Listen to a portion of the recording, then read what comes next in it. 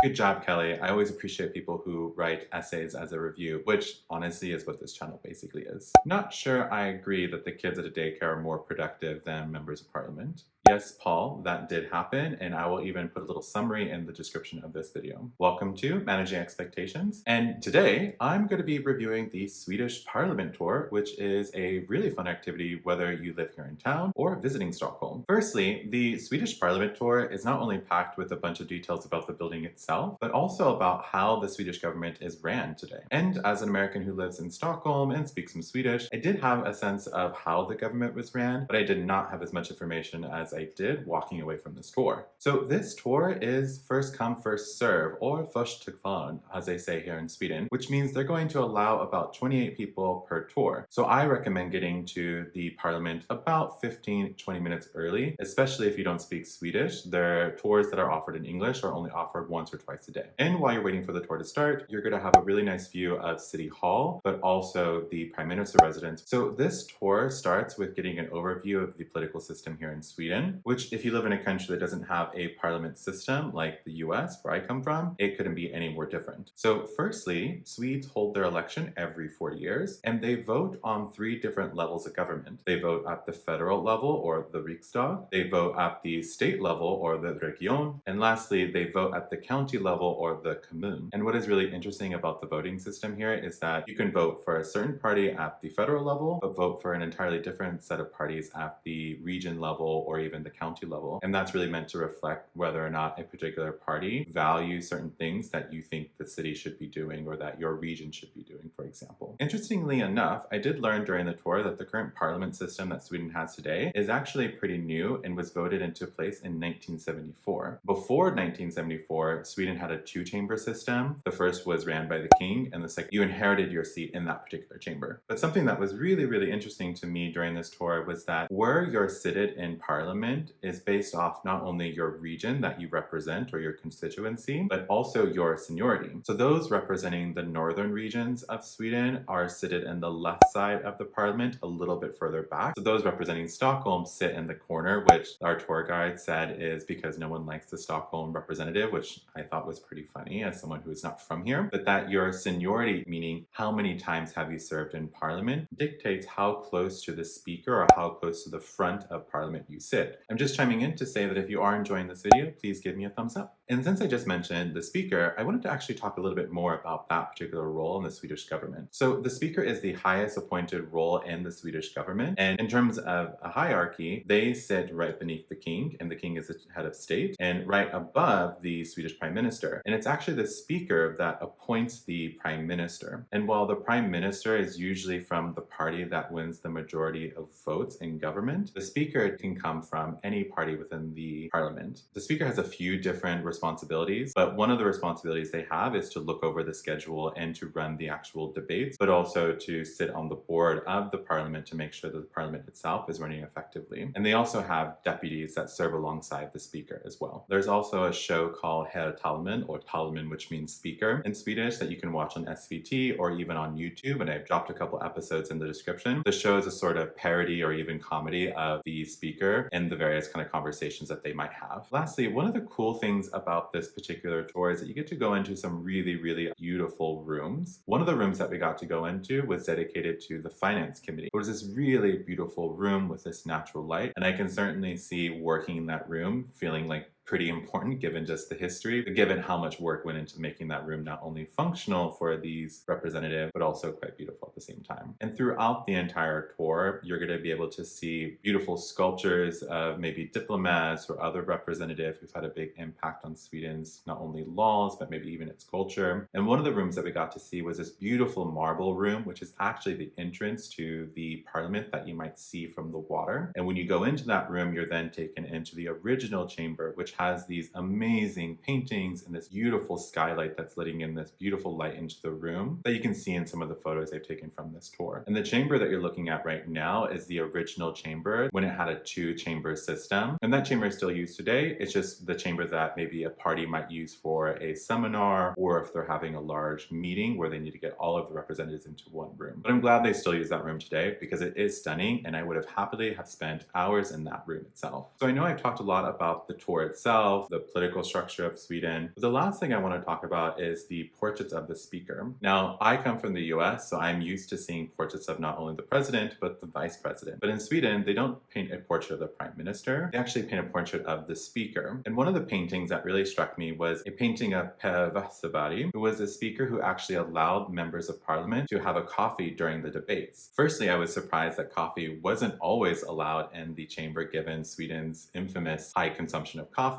but the debates could go from mid-afternoon to well into the evening, and that they didn't have coffee during that time, which as someone who's lived here for a couple of years now would be unthinkable and even in a corporate environment. So Per Westerberg's painting shows him holding a cup of coffee, but it also has a character from The Simpsons, which by the way, I haven't seen many episodes of The Simpsons, but I thought it was cool to see that character from The Simpsons because it just gave a sense of that these are not only elected officials who are doing really important work, but they're also people at the end of the day. So if you are someone who really likes art, there's actually a special tour you can go on where it goes through all of the art that's housed at the Swedish Parliament. So do I think a tour of the Swedish Parliament is worth your time? Absolutely. Firstly, it's free. And secondly, it only takes about 30 to 40 minutes and you're going to walk away from the tour not only learning a lot about the history of the building itself and the architecture, but you're also going to learn about the Swedish political system, which is not only nice to learn a little bit more about how the political system works here in Sweden. So with that said, thank you so much for watching Managing Expectations. Like and subscribe.